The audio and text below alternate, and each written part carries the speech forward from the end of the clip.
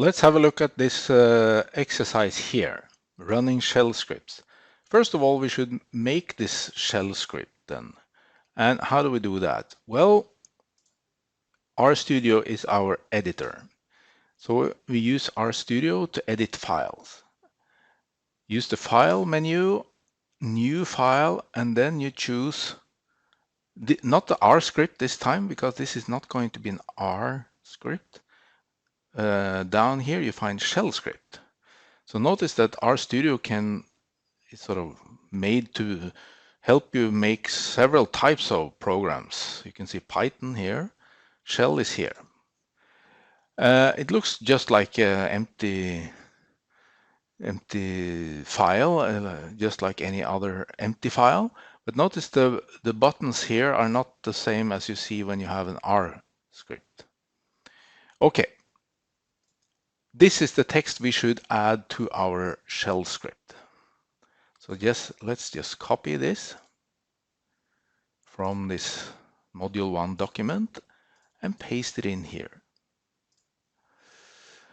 All shell scripts always start with this line, hashtag exclamation mark /bin/bash. This actually starts a new shell, as we say. So this line must always be the first line in all shell scripts, you could say, at least if you use bash. There are many shells, but we will not talk more about that. We will only use this bash, which is short for born again shell. And this is the standard shell in Orion and in most other cases. Here is a comment. So notice that a hashtag later in the script will be seen as a comment. So you can write whatever you like behind here. It will not be affecting your code. This is not code. This is just text you add for yourself, right? Here starts the code. And the code uses the command echo and simply a text here. So this will just display that particular text. So that's the only thing this very small script. It types hello world on the screen. And then there's another echo here. My home is, and then we use this environment variable for home. So it prints the home folder or the location of our home folder. So the output when I run this code will be different from when you run this code, because your home is slightly different from mine. Let's save this file. Save as. And then it's really important that you notice where you save it, right? So here is the path to my home, and then module 1. Okay, that's probably a good place. Otherwise, you will just have to click here, right, to maneuver around. And up there, yeah, now you have all the user homes. That was probably not a good idea to do. So now I have to find my own home again here. Bin 310, number 48. So here you can see all the homes are next to each other. There is my home. If you try to save it in someone else's home, you will probably be unsuccessful because they are by default not open. So you cannot write to other people's home folders, only to your own. Yeah, and then I click module 1 and we are down here. Yeah, there was already an R file here because of the previous exercise actually. But we will not look into that. We will just save it. Yeah, we have to, of course, give it a name. What should we give it as a name? We should call it hello.sh. And all shell scripts should end with .sh. But luckily, RStudio will look after us. So if we tend to forget, RStudio will add that extension anyway.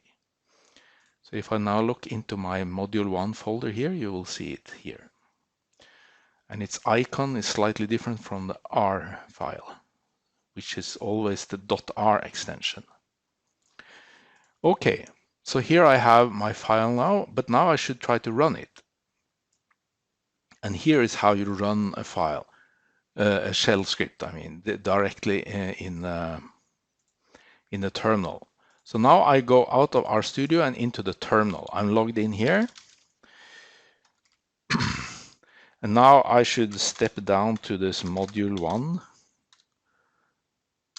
folder and list the content here. Yes, there, my file, I can see it here. So let's just type exactly as it's said here, ./hello.sh,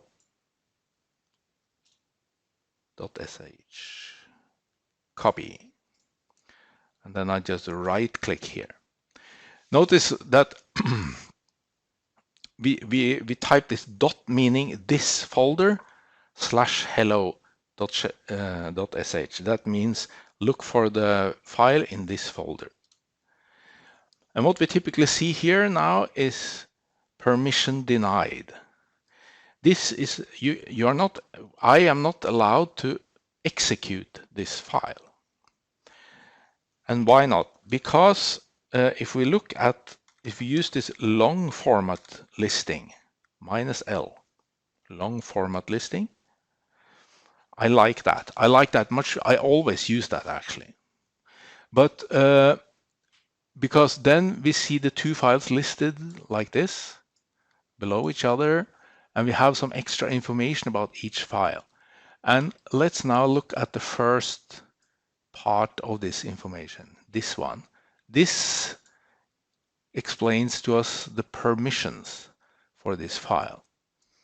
And the first character here is not the permission. That is only if it's a file or a directory. Oops, the first one there.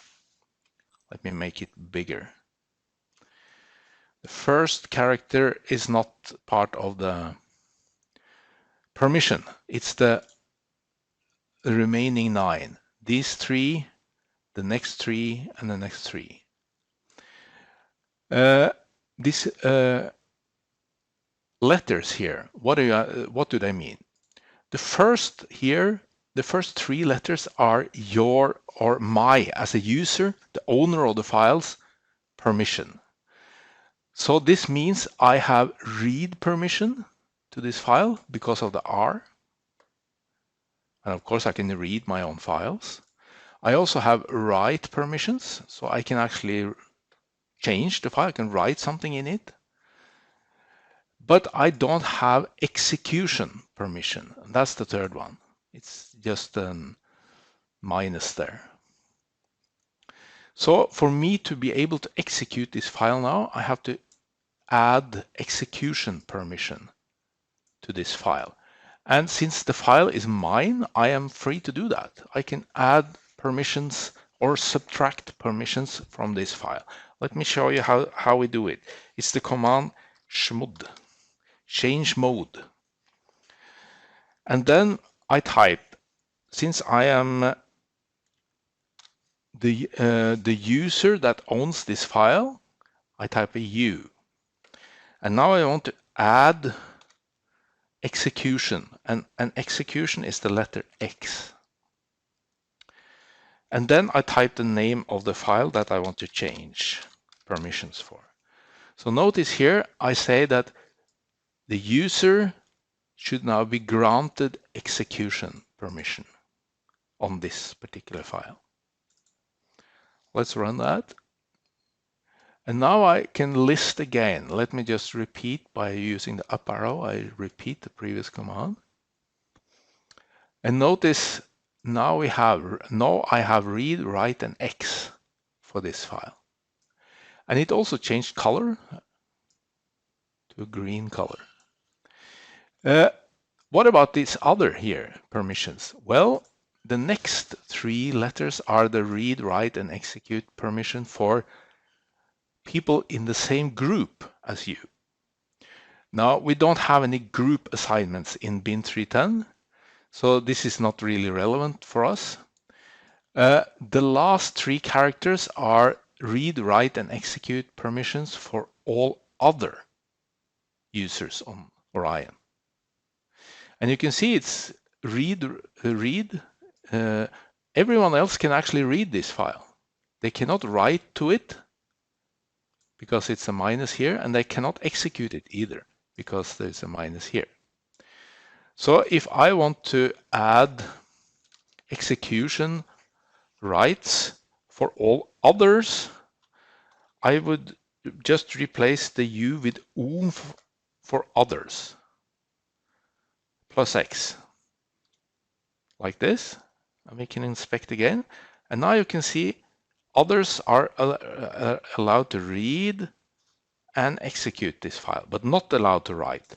And I would strongly recommend you never give write permissions to others, because then you never know what people might do to your files.